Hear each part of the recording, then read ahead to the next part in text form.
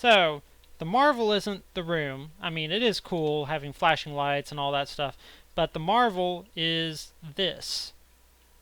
Last time I had a video, I showed you a 3-code sequence that checked itself. By checking itself, meaning that if you didn't get the correct sequence, it would reset. Well, I've taken the same knowledge that I've learned from this one, as you can tell it's much smaller, and I've applied it to a much more grand 4-switch sequence. So, as we said, the sequence that wins, if we get it right, the sequence correct, this diamond will pop up. So, let's go ahead and start it. It is reset right now, so let's go ahead and do it. Blue, yellow. Okay, it's not reset. Let's reset. There we go. Alright. Red. Good. Blue. Yellow. And green. There, pops up. So we did it right. Let's do a reset. So we're going to attempt to explain this now. Now I put this in a place where we can actually see it. So here we go. Red activates that one. When it activates that, it undoes the lock on blue. When you activate blue, it moves blue and unlocks yellow. You hit yellow, it moves yellow into place and unlocks green. You move green and it completes the sequence. You've already seen that several times, so I'm going to go ahead and just reset it. Alright, there we go.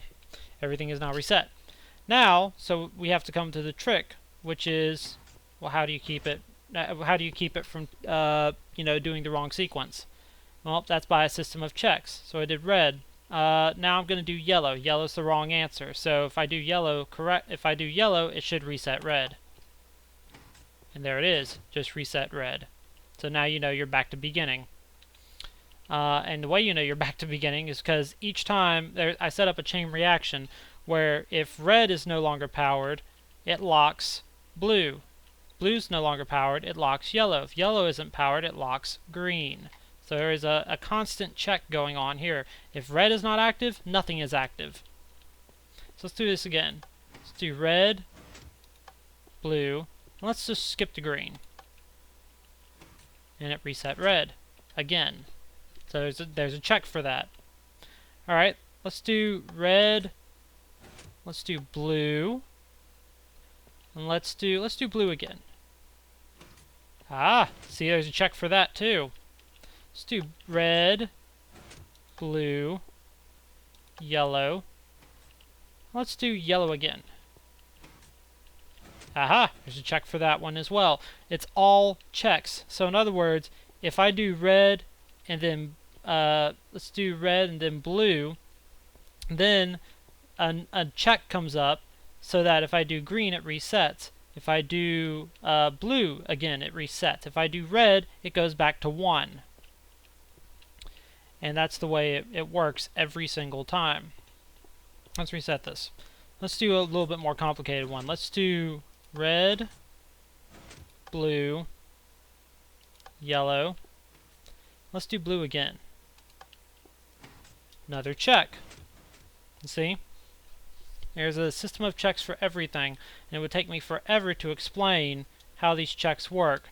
But most of them use pistons. As you can see, I've got it wired from there, and then there's the room where we're at. So they're both wired quite well. So let's see. Red, this is the original. Right here, red. Goes straight to red if you press it, and it then unlocks blue. Blue is on this one. Now blue, right here, if you hit blue, it hits the second one. Let's go ahead and let's just demonstrate this. Red. So you hit red, and as you can see, blue is now unlocked. That piston is now removed. There are no new checks or anything like that. So let's see. Now if I hit yellow, that's a tricky one. Yellow, I've got a bridge on it. So if I go this way for yellow, I've got a bridge. So as you can see, this one right here is activated. Now because it's activated and yellow is not unlocked, because if yellow unlocks, that bridge will retract. So yellow is not unlocked, so it will come through here, it will hit, and it will reset red. So let's hit blue and see what happens. Alright, blue is now active, yellow is now unlocked. Now let's see what happens.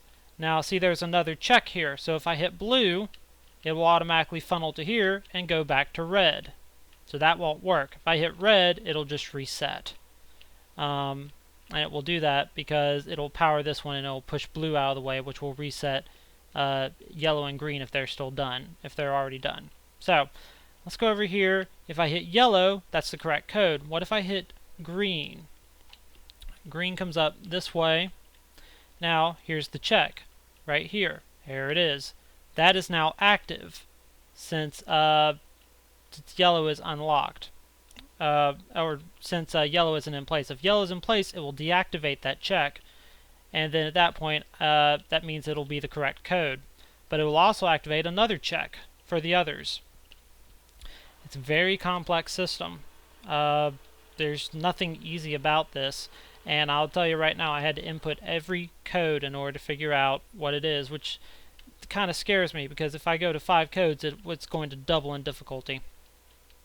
So anyway, I hope you're kind of getting an idea of what I'm doing. If you have any questions about it or just want to take a look at it, I'll just stay right here for a second. Press F1. There, now you can see it. It's quite a piece of art. I never thought I'd be able to put down something like a circuit board, but yeah. So here it is. Someday, at some point very soon, I'm going to attempt to do this for a 5-digit code. It's all going to have checks. And as you can see, it's not very tall. There aren't a lot of crossovers. There's a couple. Not many though, especially not compared to the first one. The first one there was a ton of crossovers and a lot of parallel connections. Tried to make sure that didn't happen this time. So, alright, one more time. Let's try a code. Let's try 1. Let's try, oops.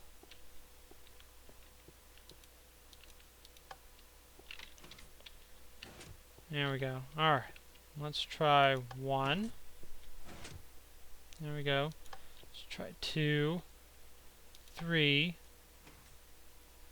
And you see now that one's in place, so if I hit 1 again, watch what happens. There you go. So 1 is back active, and now it has set everything back to normal, so as if 1 was the first code. So it didn't reset it completely, all it did was just reset as if I just pressed 1 for the first time, or pressed red for the first time. So I can go to blue, I can go to green. I think I've already done that. It resets it. Red, yellow, red, oops, red, green. Resets it again. Let's see, red, blue, yellow. Let's say if I hit yellow again. Yep, there we go. It's foolproof. The only thing I don't have working right now is the buttons don't go inactive as soon as you put the sequence in correctly. So if you hit another button, you're going to royally screw yourself. If the sequence is already complete, if you hit another button, you screw yourself unless you hit the reset button. That's about it. This is Mad Pistol. I hope you enjoyed this. If you have any questions, please feel free to PM me or send me a message. This is probably a long video, so we'll see what happens. But I plan on making a 5-digit version of this very shortly. And then once I get up to 6 digits and beyond, I'm going to start trying to work on programmable ones, which means that I'll be able to change the values on the fly as opposed to rewiring the entire thing. Anyway, thank you for watching.